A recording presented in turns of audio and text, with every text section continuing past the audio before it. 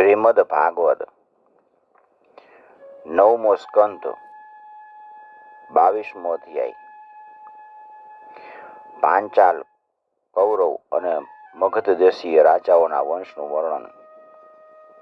શ્રી શુકયુવાચ મિત્રેયુશ્ચ દિવો દાસા ચ્યવનસ્તત્સુતો નૃપ સુદાસ સહદેવોત્થ સોમકો જંતુ જન્મકૃત. સુખદેવજી કહે છે, પરીક્ષિત, દિવોદાસનો પુત્ર મિત્રેયુને 4 પુત્ર, ચ્યવન, સુદાસ, સહદેવ અને સોમક. સોમકને 100 પુત્રો થયા. એમાંથી સૌથી મોટો જંતુ અને સૌથી નાનો પૃષત. પૃષતનો પુત્ર દ્રુપદને દ્રૌપદી નામની પુત્રી થઈ અને ધૃષ્ટધુમ્ન વગેરે પુત્રો થયા. ધૃષ્ટધુમ્નનો પુત્ર ધૃષ્ટકેતુ. પરમ્યાશ્ચના વંશમાં ઉત્પન્ન થયેલા આ રાજાઓ પાંચાલ કહેવાણા. અજમીઢનો પુત્ર બીજો પુત્ર વૃક્ષ. એના પુત્ર થયા સંવર્ણ. સંવર્ણના લગ્ન સૂર્યની પુત્રી તપ્તી સાથે થયા. એના ગર્ભથી કુરુક્ષેત્રના સ્વામી કુરુનો જન્મ થયો. કુરુને 4 પુત્ર થયા, પરીક્ષિત, સુધન્વા, જહનુ અને નિષધાશ્ચ.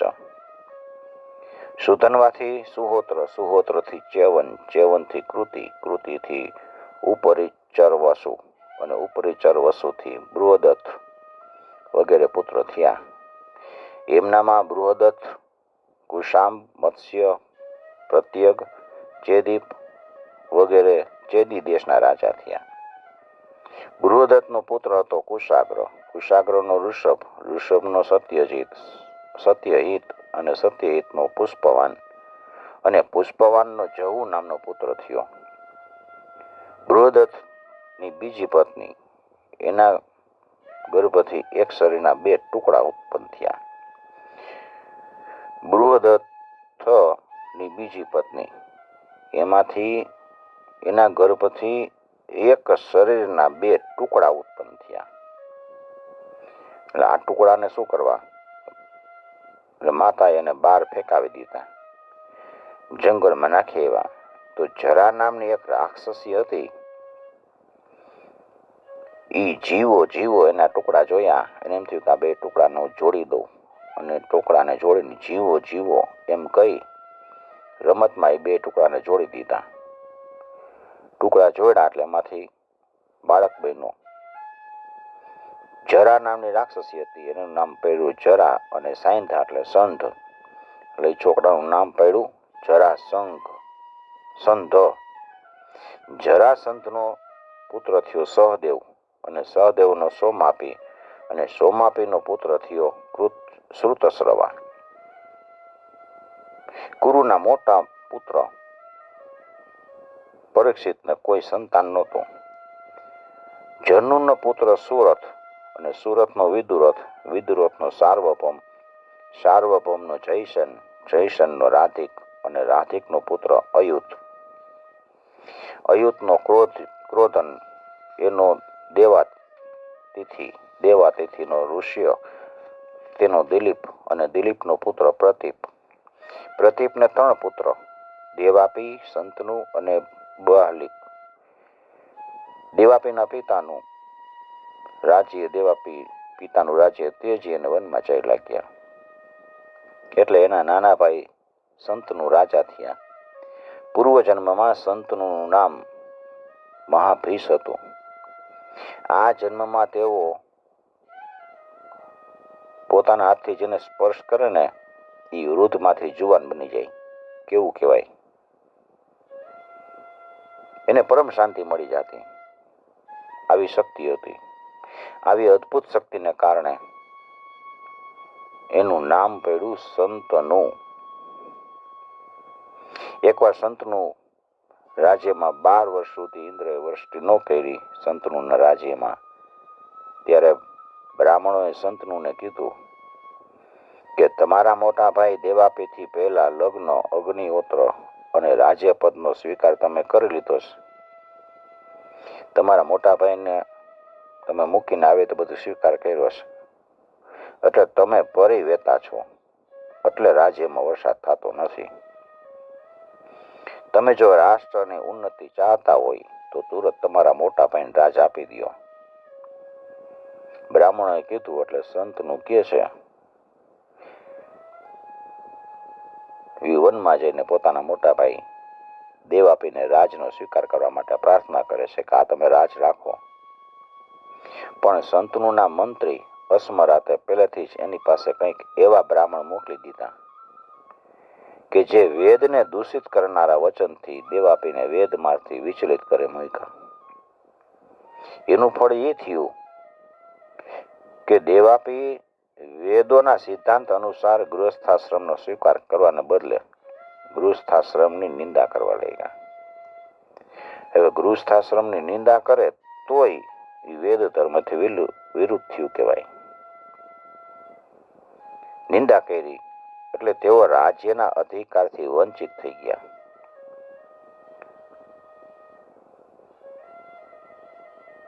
એટલે સંતનું પાછો રાજ્યમાં આવે છે, રાજ્યમાં વરસાદ થયો. દેવાપી અત્યારે પણ યોગ સાધના કરી રહ્યા છે અને યોગીઓના પ્રસિદ્ધ નિવાસ સ્થાન કલાપ ગ્રામમાં રહે છે. જ્યારે કલયુગમાં ચંદ્રવંશનો નાશ થઈ જશે ત્યારે સતયુગના પ્રારંભમાં તેઓ ફરીથી તેની સ્થાપના કરશે. સંતનો નાનો ભાઈ બાલિકનો પુત્ર થયો સોમદત્ત. સોમદત્તના 3 પુત્ર થયા, ભૂરી, ભૂરીશ્રવા અને સલ. સંતનો દ્વારા ગંગાજીના ગર્ભથી નૈષ્ટિક બ્રહ્મચારી ભીષ્મનો જન્મ થયો. ભીષ્મ પિતામહ એવો સમસ્ત ધર્મગુણના શિરોમણી, ભગવાનના પરમ પ્રેમી અને ભક્ત અને પરમ જ્ઞાની, સંસારના સમસ્ત વીર પુરુષમાં એ અગ્રેસર. બીજાની વાત જ ક્યાં કરવી. એણે પોતાના ગુરુ ભગવાન પરશુરામજીને પણ યુદ્ધમાં સંતુષ્ટ કરી દીધા. પરશુરામજી કહે છે કે વાહ, તે મને સંતુષ્ટ કરી દીધો. સંતનો દ્વારા દાસરાજની કન્યા ના ગર્ભથી 2 પુત્ર થયા, ચિત્રાંગદ અને વિચિત્ર વીર્ય.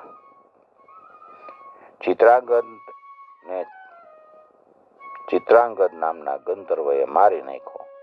બીજ નામના ગંધર્વએ મારી નાખ્યો. આ દાસરાજની કન્યા સત્યવતીથી પરાશરજી દ્વારા મારા પિતા ભગવાનના કલા અવતાર સ્વયં ભગવાન શ્રી કૃષ્ણ દ્વૈપાયન વ્યાસજી અવતર્યા હતા અને તેમણે વેદોની રક્ષા કરી છે.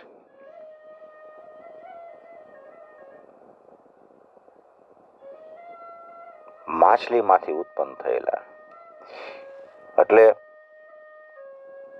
કન્યા તેનો પુત્ર વ્યાસજી ઈ ભગવાન હતા. વ્યાસજી એણે લખેલું ભાગવત ઈ પર બધાયનો હક છે.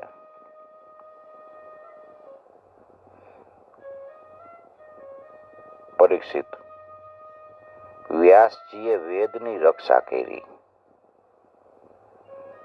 અને મેં એની પાસેથી આ શ્રીમદ ભાગવત પુરાણનું અધ્યયન કર્યું. આ પુરાણ અત્યંત ગોપનીય છે, પરમ ગોપનીય અને અત્યંત રહસ્યમય છે. તેથી જ મારા પિતા વ્યાસજીએ પોતાના પૈલ વગેરે શિષ્યને બધાને આનું અધ્યયન ન કરાવ્યું, કારણ કે આમાં બહુ રહસ્ય છે. મને જ શ્રીમદ ભાગવતનો અધિકારી માન્યો. એક તો હું એનો પુત્ર હતો અને બીજું શાંતિ વગેરે ગુણ એ પણ વિશેષ રૂપે મારામાં હતા,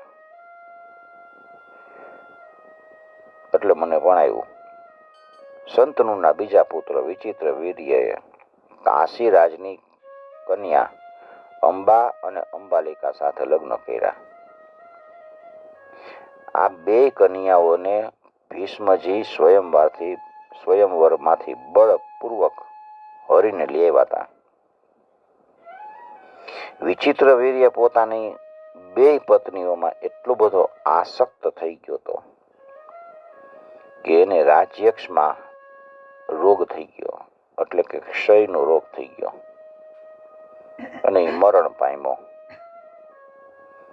માતા સત્યવતીના કહેવાથી ભગવાન વ્યાસજીએ પોતાના સંતાનહીન ભાઈઓની સ્ત્રીથી ધૃતરાષ્ટ્ર અને પાંડુ નામના બે પુત્ર ઉત્પન્ન કર્યા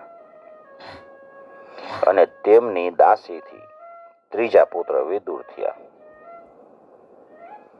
પરીક્ષિત, ધૃતરાષ્ટ્રની પત્ની હતી ગાંધારી. એના ગર્ભથી 100 પુત્ર થયા. એનામાં સૌથી મોટો દુર્યોધન. તેને પણ એક કન્યા હતી. એનું નામ હતું દુઃશલા. પાંડુના પત્ની હતા કુંતી. શાપવશ પાંડુ સ્ત્રી સહવાસ કરી શકતા નહોતા. એને કઈક શ્રાપ થયો હતો. એટલે એમના પત્ની કુંતીના ગર્ભથી ધર્મ, વાયુ અને ઇન્દ્ર ક્રમશઃ યુધિષ્ઠિર, ભીષ્મ અને અર્જુન નામના 3 પુત્ર થયા. યુધિષ્ઠિર છે એ ધર્મનો અવતાર, ભીમસેન છે એ વાયુનો અવતાર અને અર્જુન છે ઇન્દ્રનો અવતાર. અને આ ત્રણેય મહારથી હતા. પાંડુના બીજા પત્ની હતા માદરી અને 2 અશ્વિની કુમાર દ્વારા એના ગર્ભથી નકુલ અને સહદેવનો જન્મ થયો. એ 2 અશ્વિની કુમારોના અવતાર હતા. આ બધા 5 પાંડવ કહેવાના. અને દ્રૌપદીના ગર્ભથી 5 પુત્રો જન્મ્યા. એ તમારા કાકા હતા. એમાંથી યુધિષ્ઠિરનો પુત્ર હતો, એનું નામ હતું પ્રતિવિંધ્ય. ભીમનો પુત્ર હતો શ્રુતસેન, અર્જુનનો શ્રુતકીર્તિ, નકુલનો શતાનિક અને સહદેવનો શ્રુતકર્મા. આ સિવાય યુધિષ્ઠિરને પૈરવી નામની પત્નીથી દેવક અને ભીમસેનને હિડમ્બાથી ઘટોત્કચ અને કાલીથી સર્વગત નામનો પુત્ર થયા. સહદેવને પર્વતકુમારી વિજયાથી સુહોત્ર અને નકુલને કરેણુમતીથી નરમિત્ર નામનો પુત્ર થયો. અર્જુન દ્વારા નાગકન્યા ઉલુપીના ગર્ભથી ઈરાવાન અને મણિપુર નરેશની કન્યા ચિત્રાંગદાથી બ્રભ્રુવાહનનો જન્મ થયો. જ્યારે મણિપુરના રાજાએ પોતાની પુત્રી ચિત્રાંગદાને પુત્રિકા ધર્મથી, એટલે કે મારી આ કન્યાને જે પુત્ર થાય એ પુત્ર મને પુત્ર તરીકે આપવાનો એવા શાસ્ત્ર સંમત ધર્મથી લગ્ન કરે કન્યાના, એને પુત્રિકા ધર્મ કહેવાય. એવી રીતે એને પરણાવી હતી. એટલે બ્રભ્રુવાહન એના નાના માતામહનો પુત્ર માનવામાં આવ્યો છે. નાનાનો પુત્ર કહેવાય. અર્જુનની સુભદ્રા નામની પત્નીથી તમારા પિતા અભિમન્યુનો જન્મ થયો. અને આ વીર અભિમન્યુએ બધાય અતિરથીઓને જીતી લીધા. અભિમન્યુ દ્વારા ઉત્તરાના ગર્ભથી તમારો જન્મ થયો. પરીક્ષિત, એ સમયે કુરુવંશનો નાશ થઈ ચૂક્યો હતો.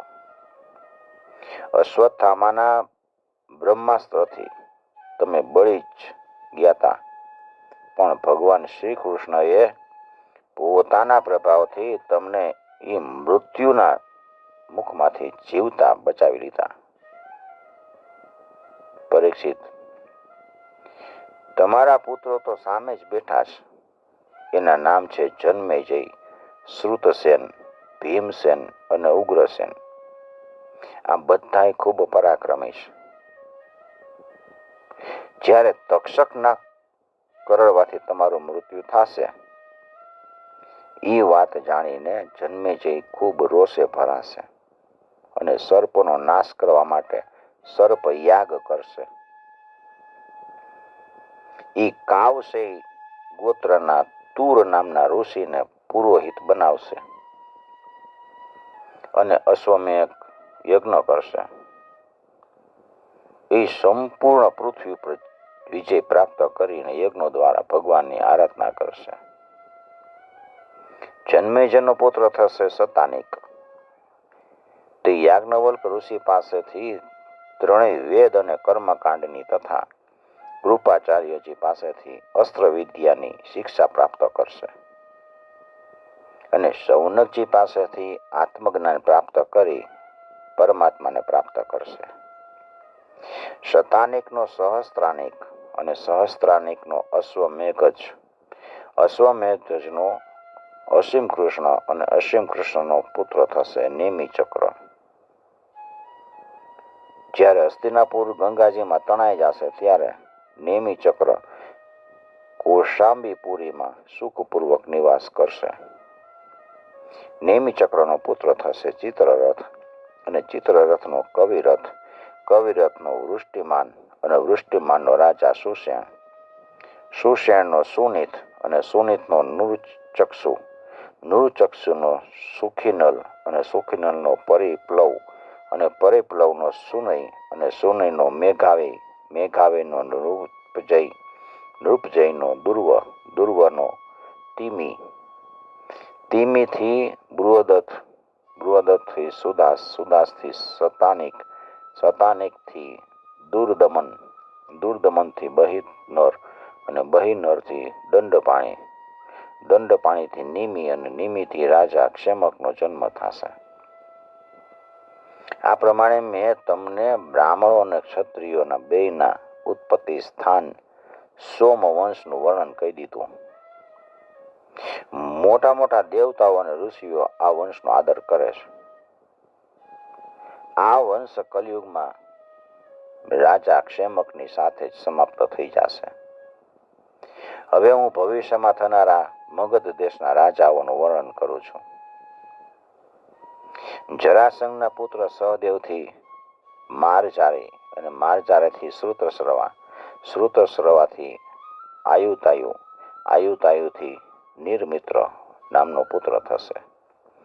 નિર્મિત્રનો સુનક્ષત્ર અને સુનક્ષત્રનો બૃહદસેન, બૃહદસેનનો કર્મજીત, કર્મજીતનો શ્રુતમજય અને શ્રુતમજયનો વિપ્ર અને વિપ્રના પુત્રનું નામ હશે સૂચિ. સૂચિથી ક્ષેમ, ક્ષેમથી સુવ્રત, સુવ્રતથી ધર્મસૂત્ર, ધર્મસૂત્રથી સમ, સમથી ધુમત્સેન, ધુમત્સેનથી સુમતિ અને સુમતિથી સુબલનો જન્મ થશે. સુબલનો સુનિત, સુનિતનો સત્યજીત અને સત્યજીતનો વિશ્વજીત અને વિશ્વજીતનો પુત્ર રિપુંજય. આ બધાય બૃહદ વંશના રાજા થશે. આમનો શાસનકાળ 1000 વર્ષ સુધીનો હશે. સુનિથ સત્યજીદથ વિશ્વજીદયાદ રિપુંજય ભારદ્રથાશ્ચ ભૂપાલા ભાવ્યાસાહસ્રવત્સરમ.